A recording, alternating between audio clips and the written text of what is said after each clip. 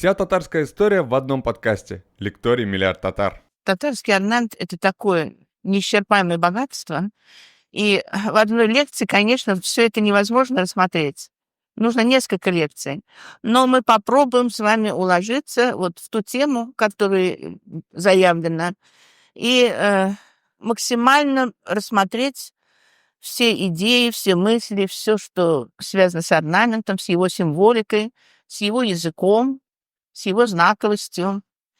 Потому что орнамент — это не просто вот мы привыкли орнамент. Вообще, что такое орнамент? Это латинское слово от слова ornare — украшать. То есть это украшение, орнамент — украшение. В русском языке это узор, в татарском языке это вязать. Вот. То есть вот функция украшения. Но украшать у орнамента это не основная функция была, когда мы, если обратимся в глубину столетий, то орнамент возник не из потребности украшать, а возник из потребности наделять предметы и человека защитой. То есть защитные оберегательные свойства орнамента, они, по мнению ученых, занимавшихся первобытной культурой, первобытным искусством, находятся у истоков возникновения орнамента. Но сейчас мы орнамент используем для украшения, как декор. Декор — это тоже украшение, украшать. То есть орнаментом мы декорируем предметы, украшаем предметы. В таком виде искусства, как декоративно-прикладное искусство, искусство тоже состоит из двух слов. Название, термин — это декоративное и прикладное. То есть красота, с одной стороны, это декор, украшение, с другой стороны, это польза. То есть это те предметы, которыми мы пользуемся. Используем в интерьере, и в быту, и на праздниках, и в обрядах, и так далее. Поэтому основное художественное средство в декоративно-прикладном искусстве — это орнамент. Другое средство еще — это цвет, полихромия, многоцветность. Но основной язык вот этого искусства — это все же орнамент. В наше время орнамент также является одним из основных художественных средств в дизайне, также в архитектуре, отчасти в живописи может применяться или в графике, но это не основное художественное средство для этих видов искусств.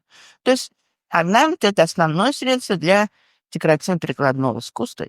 И сейчас уже и для дизайна. Если мы посмотрим на современную работу наших дизайнеров, то очень многие пользуются орнаментом. Орнамент вообще проходит этапы развития. Вот я уже говорила про первобытное искусство.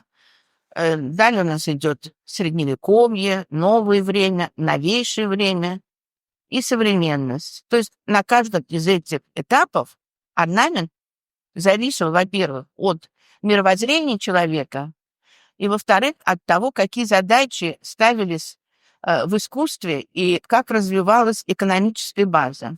То есть если первобытное искусство — это искусство, связанное с индивидуумом, с первобытным человеком, который использует орнамент как магический знак, то в Средневековье уже появляется ремесло, и орнамент становится видом ремесла, то есть он уже как бы участвует в создании ряда произведений по заказам, как для заказчиков, для продажи.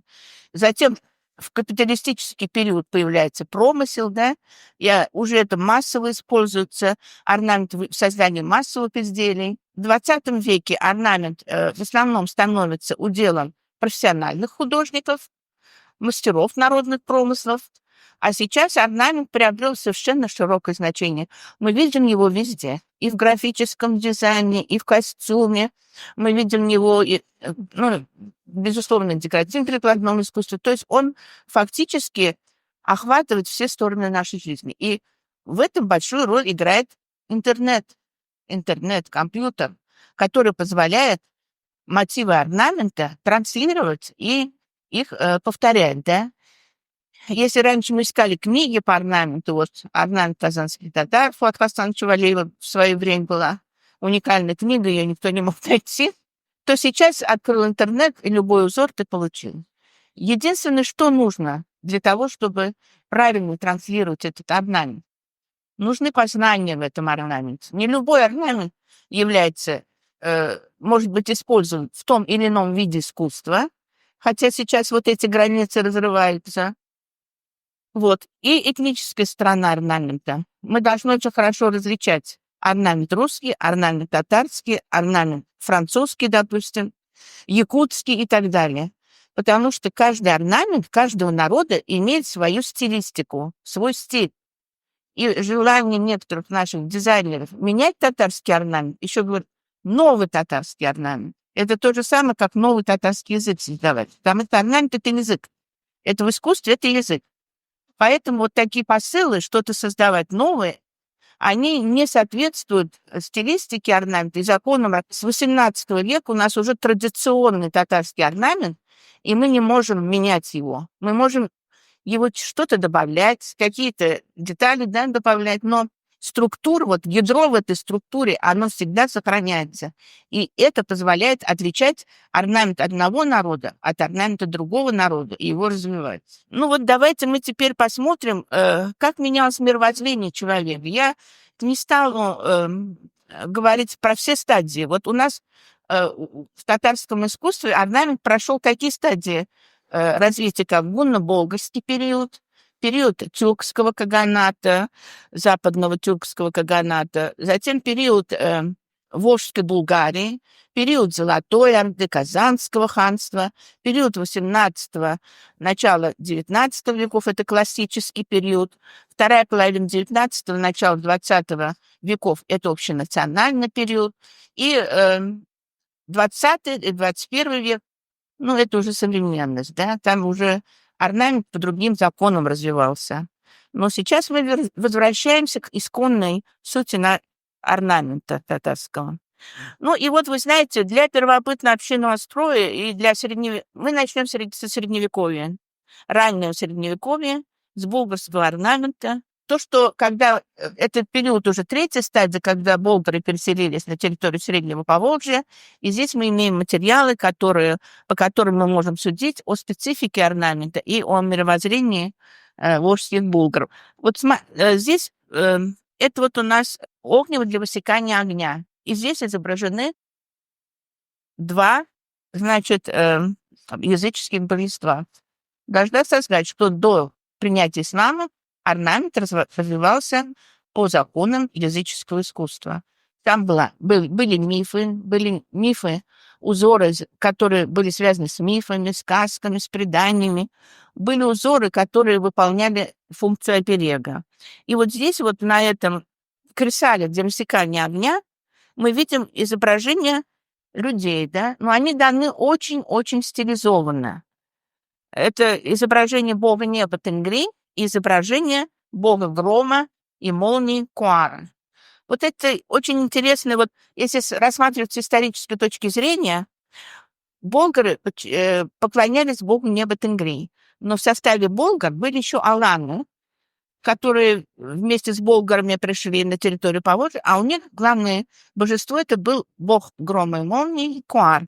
И вот тут интересно, насколько вот эти два разных божества предстают в одном предмете. Это говорит о том, что, значит, происходило слияние этносов и рождение вот каких-то новых мотивов. Или вот здесь мы видим орнамент, значит, он имел мировоззренческое значение, в нем отражались религиозные воззрения, и в то же время изображения животных в орнаменте раннего Средневековья, они были связаны с культовыми представлениями и с таким понятием, как тотемизм.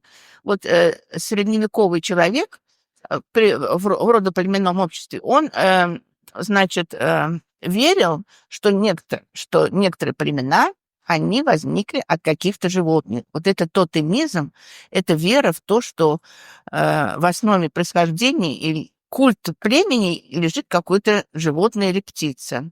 Вот конь являлся одним из таких культовых животных. Есть такие же культовые животные у других народов, медведь, например, да, или баран, или коза, или олень, вот у тюрок Западной Сибири, там олень, значит, основно у скифов, у сато-скифов тоже олень. Вот. И вот здесь мы тоже видим кресало с изображением голов двух коней, направленных друг к другу. И видим геометрический орнамент. То есть здесь у нас изображения животных, обратите внимание, очень стилизованные, обобщенные. Это еще было связано с тем, что вот был такой ученый Иванов, Сергей Владимирович Иванов, он изучал орнамент народов Западной Сибири и разговаривал с шаманами. И они ему сказали, что в языческом искусстве, тюркском, нельзя было изображать людей и животных просто так. Вот захотел художник изображать. Оказывается, вот все эти изображения надо было освещать у шамана. Потому что люди той эпохи верили, что любое изображение, если в него вдохнуть душу, может оживиться.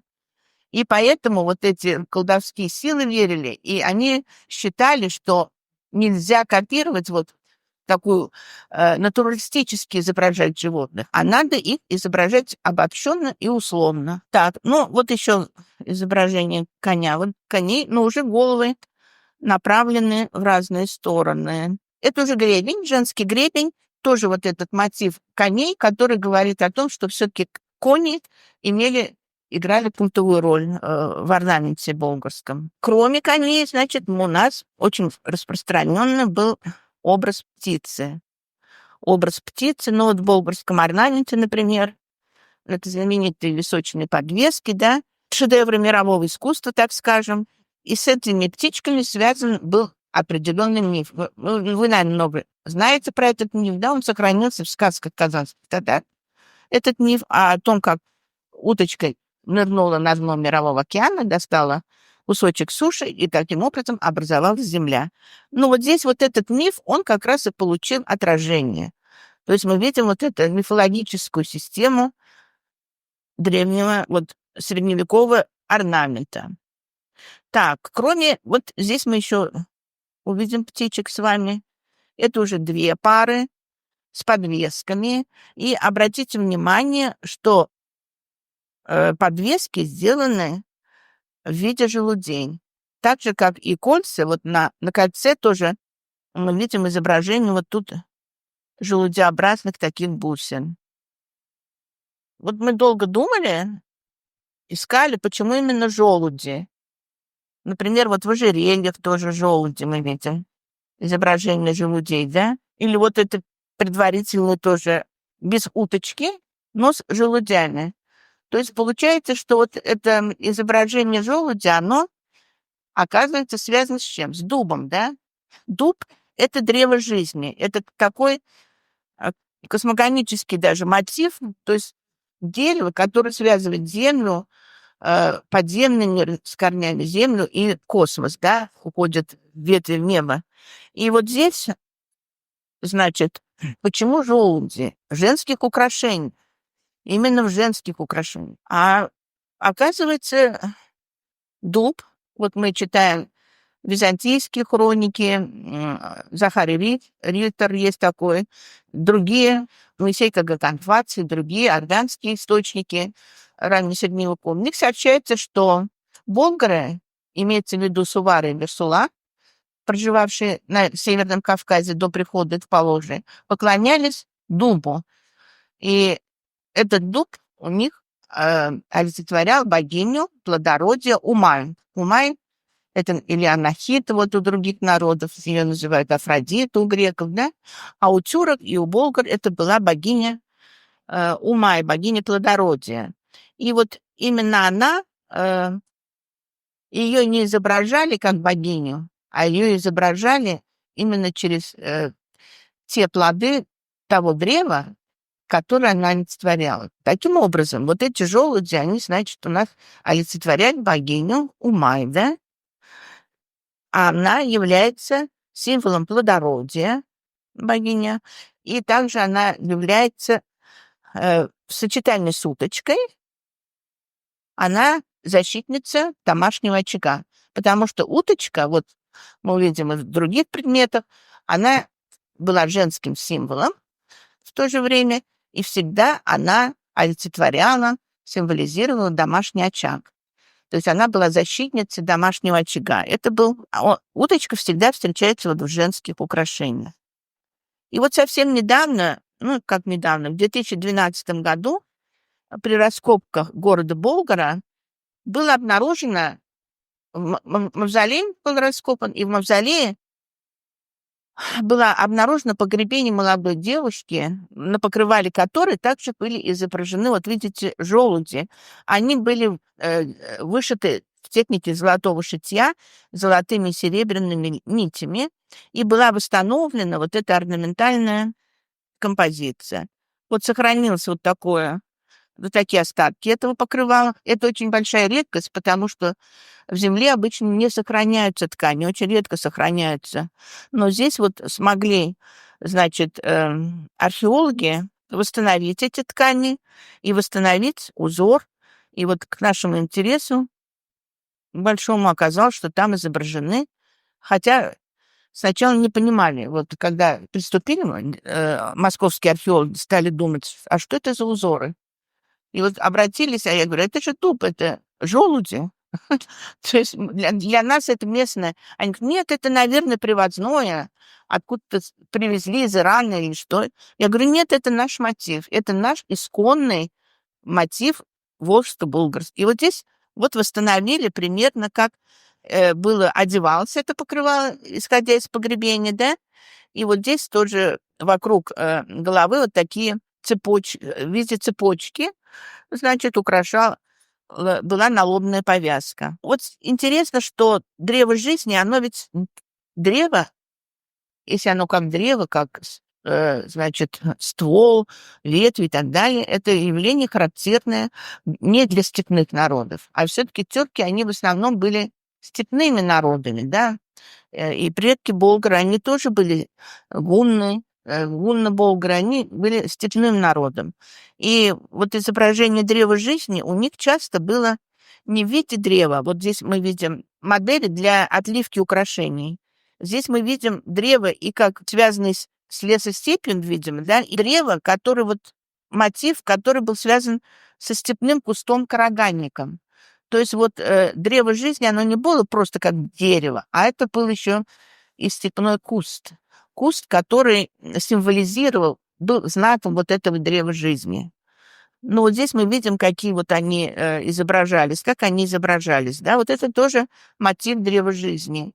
То есть это то, что связано с продолжением рода. Или вот здесь на таких болгарских топориках, которые играли парадную роль в болгарском орнаменте, выполняли в костюме болгарских воинов, ими не пользовались, они были как парадные такие топорики, вешали на поясах, и вот они, здесь мы тоже видим украшения с цветками тюльпана, куст, да, вроде бы цветок, но это тюльпан завершает как бы мотив древа жизни.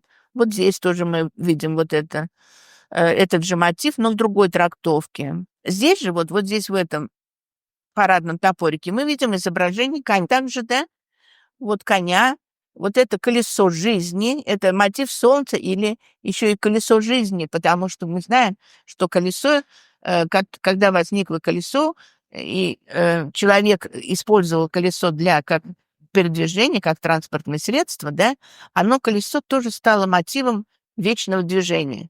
И в орнаменте оно приняло на себя такую функцию. И вот здесь кони, колесо, а здесь мы видим, что древо жизни. То есть вот мировоззрение понятно, да, что вот мир, как устроен мир, как передается миропонимание вот средневекового человека. И что еще интересно, посмотрите, как меняется орнамент, да. Если вот мы можем сказать, вот здесь еще вот посмотрите, интересно, голова коня дана, да, в такое объемном выражении, но стилизовано. Посмотрите, как меняется орнамент. Если вот здесь мы можем различить цветы, да, понять, что это цветок тюльпан, это древо жизни, тут конь изображен. Здесь у нас идет побег или вьюнок, да, очень характерный для болгарского орнамента узор. Вот. То вот здесь почему-то наверху тот же самый узор, он передается абстрактно, условно. Почему? Потому что с принятием ислама меняется мировоззрение, появляется новое мировоззрение, когда вот все эти образы животных, растений, такие вот натуралистически переданные, да, реалистически переданные, они становятся в исламском искусстве, они становятся просто символами. И вот там перестают их копировать.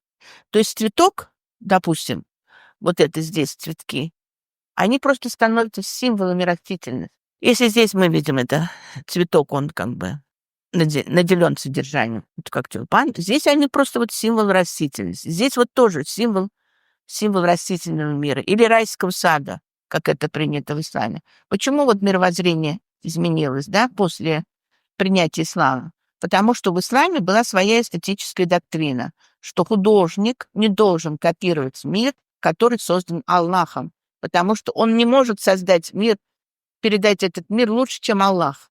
Единственное, что он может сделать, он может этот мир впитать в себя, понять его суть, а потом сам, исходя из своего мировоззрения, уже его отразить. То есть не было копии. В исламе делать копии считалось это не творчеством. Значит, мир не надо было копировать. И поэтому вот постепенно вот орнамент таким образом, он набирал, становился более условным. Ну, давайте посмотрим вот уже в золотоордынскую эпоху. У нас здесь кубок с птичкой, да? Птичка вроде бы реалистично изображена, но она изображена как... Она служила ручкой. То есть вот этот сосуд закрывался, эта птичка служила ручкой. И вот для того, чтобы это подчеркнуть, птичку создали в достаточно таких, ну, в обобщенных. Мы не поймем, какая это птица. Мы не знаем. Мы знаем, что это просто птица. Да? Это образ птицы.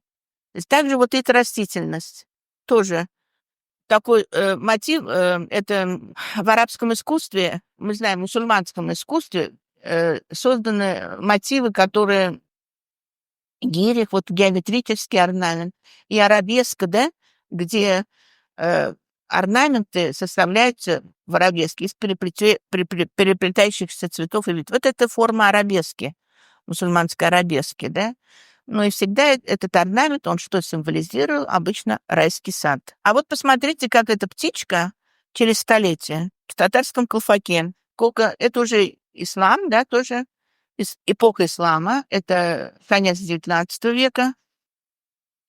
И вот эта самая птичка, которая была в клювике с комочком земли, она здесь можжевельником, с цветком можжевельника, потому что можжевельник у татар являлся одним из таких растений, который отпугивал злых духов и так далее. Его использовали в быту. А здесь вот тоже две птички тоже над какими-то плодами мы не можем сказать, потому что это уже было неважно. Не важно было для мировоззрения человека XIX века отобразить вот конкретный э, образ какого-то растения или птицы или так далее. То есть это было все обобщено, и мировоззрение изменилось. Оно стало более символическим и менее мифологическим. То же самое вот здесь серьги. Вот мы посмотрим. Вот это булгарские серьги, например, да? Что здесь мы видим? Мы видим здесь изображение протом коней, да? Протом — это головы коней с одним туловищем, протом называется.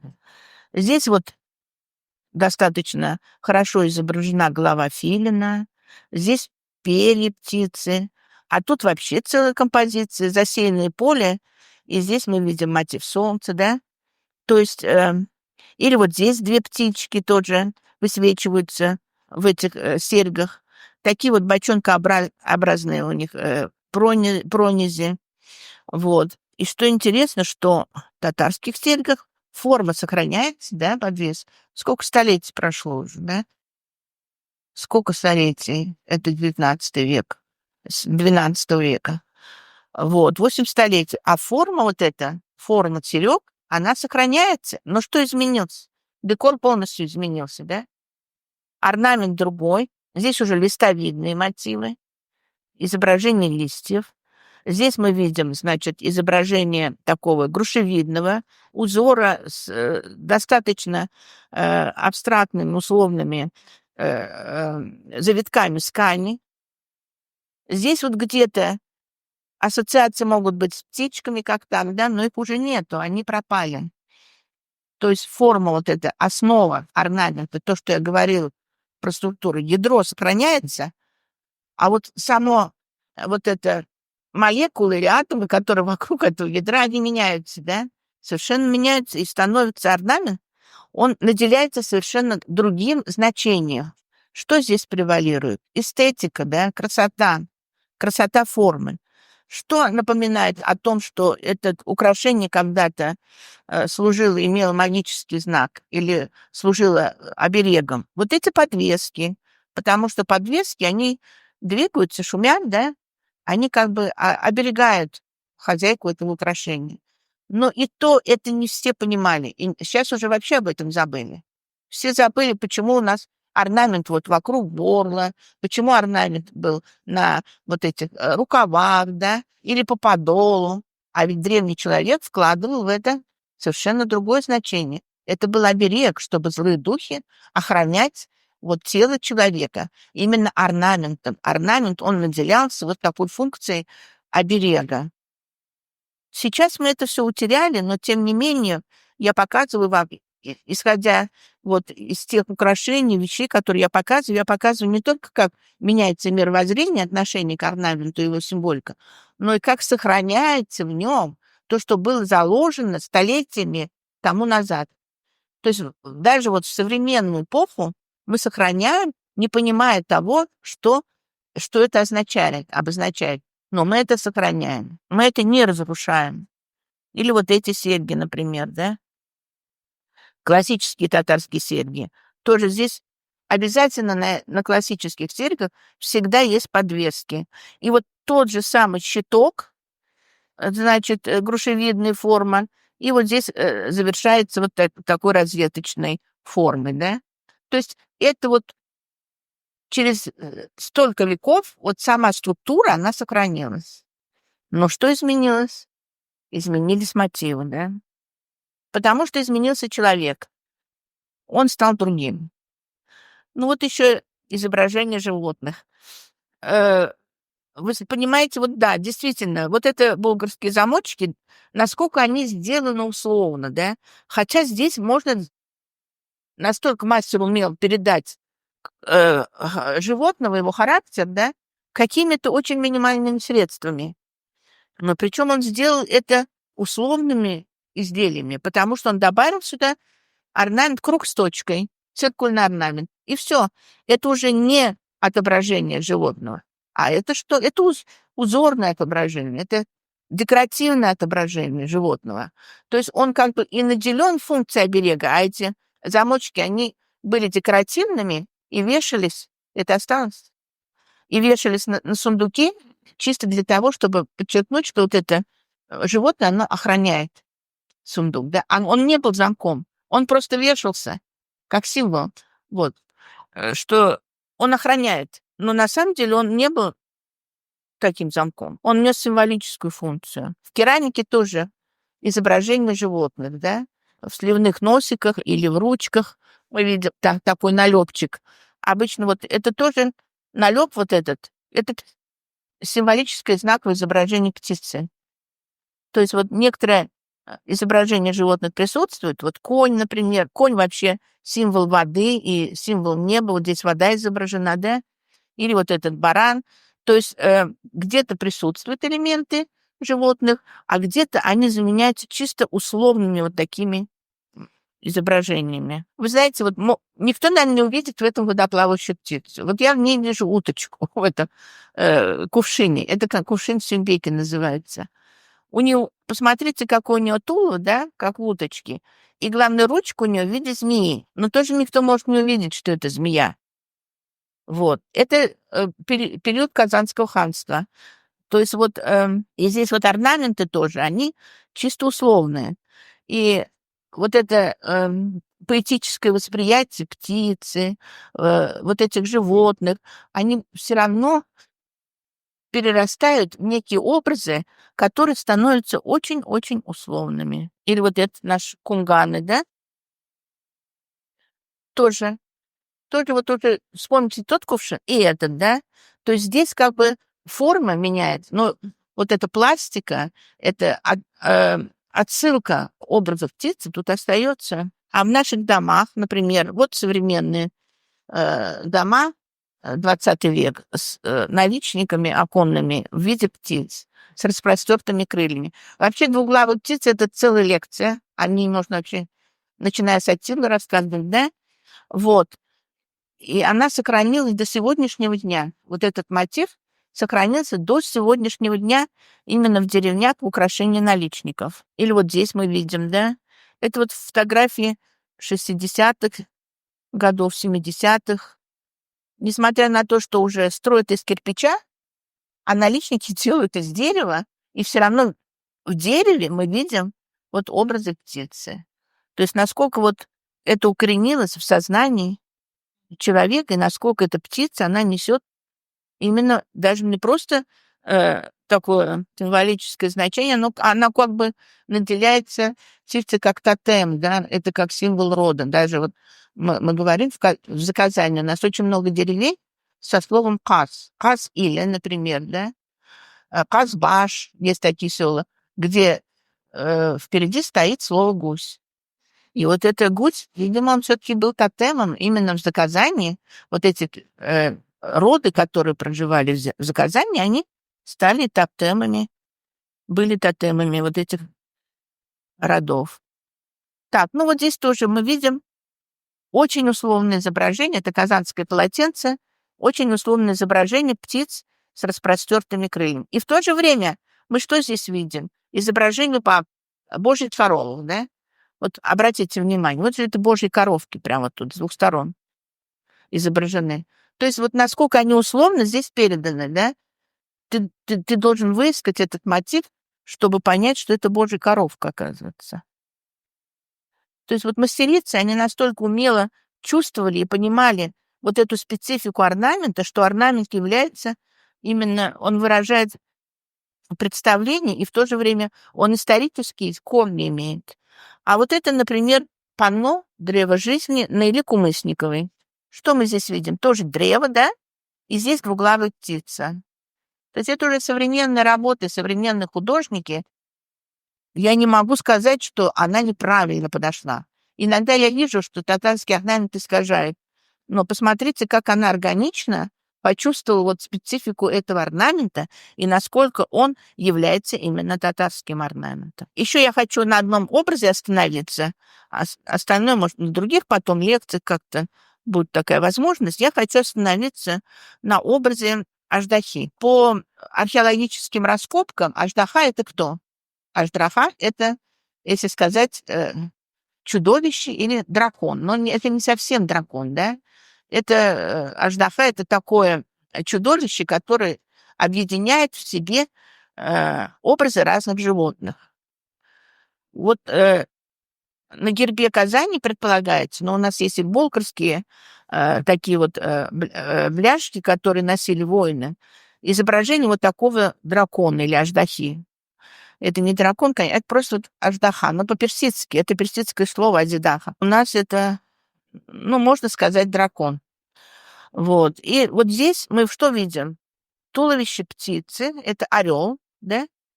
Голова у нас собаки, рога сайгака и хвост змеи. Это существо, которое является эмблемой чего-то, да, символом чего-то. Оно вездесущее в небесах, на земле, на воде и под землей. Почему вот такой дракон появился? Значит, по мнению, и почему он, скорее всего, был в гербе Казанского ханства и в гербе, и встречался у болгар. Просто он у болгар еще встречался. Почему? С одной стороны, это вездесущесть, сущность и вот сила. То есть если ты носил эту бляху на себе, воин носил, он наделялся признаками вот всех этих животных. Он как бы защищал себя. А с другой стороны, если подойти с точки зрения представлений тотемистических, да, то мы можем говорить об объединении разных болгарских племен. То есть племена с тотемом птицы или орла, с тотемом собаки, с тотемом, значит, змеи, они объединились в одном образе, и как бы этот образ символизирует силу вот этого государства. И вот когда Казань брали, то вот его вот так изобразили, потому что вот здесь, видите, царство написано. И вот этот образ потом, он послужил созданию уже герба Казани периода Екатерининского И сейчас он у нас тоже в гербе Казани. Но какую он прошел трансформацию? Вот у нас сейчас вот такой герб, да? Ну что у нас здесь? Вместо орла у нас здесь петух. Здесь закрученный хвост. Это не змея, но вот крылья сохранились, и корона появилась, да? То есть вот как трансформировался образ? Произошла трансформация образа герба Казани из Аждаки болгарского времени в губернский герб Казани, а вот это современный герб Казани, мы видим, это современный герб. И здесь у нас казанская шапка. Казанская шапка — это тоже очень интересное произведение, на котором, как и на шапке Мономаха, надо отдельно останавливаться. Но вот наша мэрия и горсовет, они решили, что герб Казани должен быть таким. Вот насколько исторически может меняться содержание образа, да, и как символы могут меняться. То есть вот это тоже очень интересное такие факты, которые говорят о том, как может развиваться орнамент. Ну, вот эта шапка Мономаха, о которой я писала, которая вызвала бурю, значит, отзывов, бурю споров о том, что это золотоордынская шапка, это женская шапка была. Вот. Ну, это тоже я не буду на этом останавливаться, на ее истории. Но просто хочу сказать, что вот этот головной убор, я, значит, в свое время написала, что это женский головной убор был. И вот в основе этого женского головного убора лежит вот это такая, это головной убор из археологических раскопок воссозданный. То есть вот именно вот эта форма шапки Мономах, она именно соответствует вот этому женскому головному убору такие. И вот на том головном покрывале, где была воссоздана женщина из мавзолея, там были вот такие подвески у нее, да? У шапки Мономаха тоже. В свое время Герберштейн это писал, а Пушкина их не было, и креста не было. А был вот такой штырек такой для того, чтобы туда вставляли перья птицы. Ну, это вот как у казахов, у киргизов это еще сохранилось. И вот посмотрите тоже, как изменилось, да? Вот болгарский убор, потом он переходит, форма такая, но она не только, она тюркская. Потом она переходит, значит, в золотоордынское искусство, эта форма. Золотая Орда — это империя, да, это такая огромная империя, где в культуре которой, в искусстве которой соединились традиции разных народов. И там в основном были тюрки, но тюрки разных родов, разных племен. Этот женский головной убор. Затем он стал мужским, стал царской регалией, да, изменилась, значит, его форма, появился опушка меха, появился крест, да, но тем не менее мы видим, что там используются характерные мотивы лотоса. Именно в Казани. Вот сейчас я еще раз открою. Вот здесь мы видим лотос, да? Видите лотос? Лотос — это орнамент женский. Он встречается и у китайцев, и у монгол именно как символика женского начала, как чистота, благородство и так далее. У лотоса очень много значений. Почему мы считаем, что это именно, ну, это золотоордынский именно изображение лотоса подвигло считать вот, например, вот здесь мы тоже видим лотос, да? И главная трактовка вот на этой шапке Мономах такая же, как вот в этом полихромном изразце вот этого же лотоса. То есть это мотив, который наряду с тюльпаном, вот я говорила, тюльпан — это степной цветок, да? Это цветок в степи, который первый распускается весной. Если кто был в степи, то поле, вот, например, степное, оно целиком вот заполнено красными тюльпанами. Вот, это один из степных мотивов, связан с кочевым прошлым. А вот лотос, он связан, с одной стороны, он связан с более древним прошлым, с гуннами.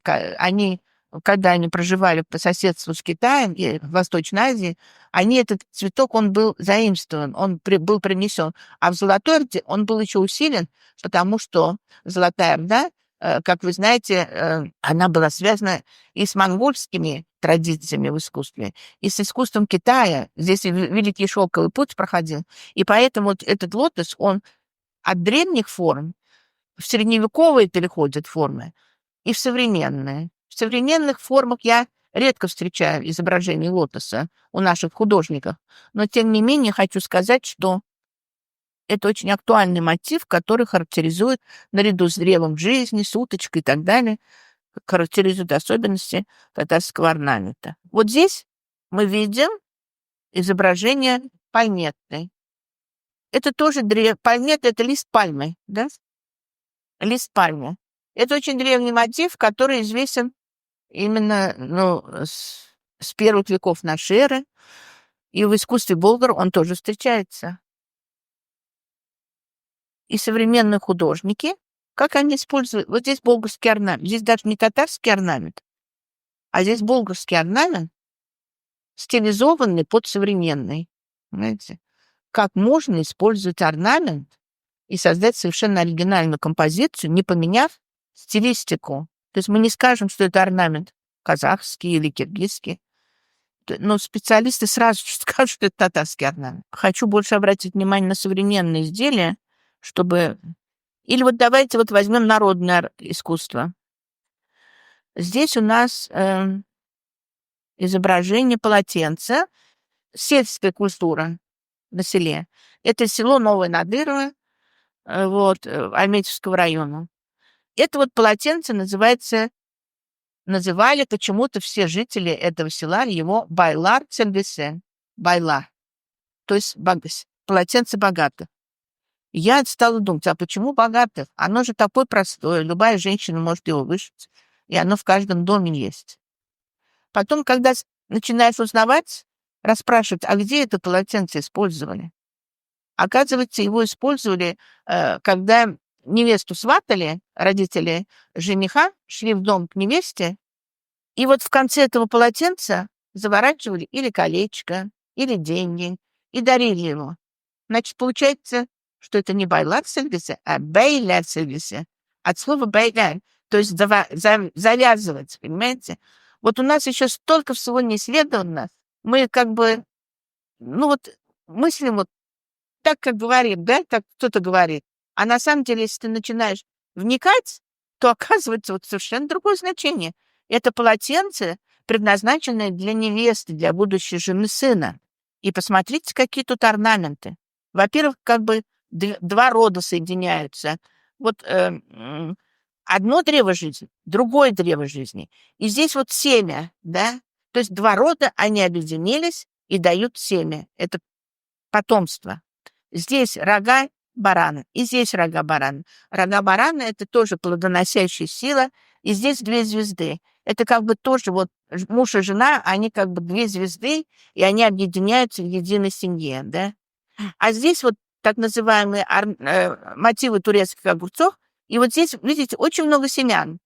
То есть это как бы тоже вот это полотенце, оно как бы символизирует продолжение рода. Это вот этой семье, значит, желают иметь много детей. Вот, понимаете? И вот это все зашифровано вот в этом полотенце. И также все зашифровано в ичигах. Если мы возьмем наши ичиги, там то же самое.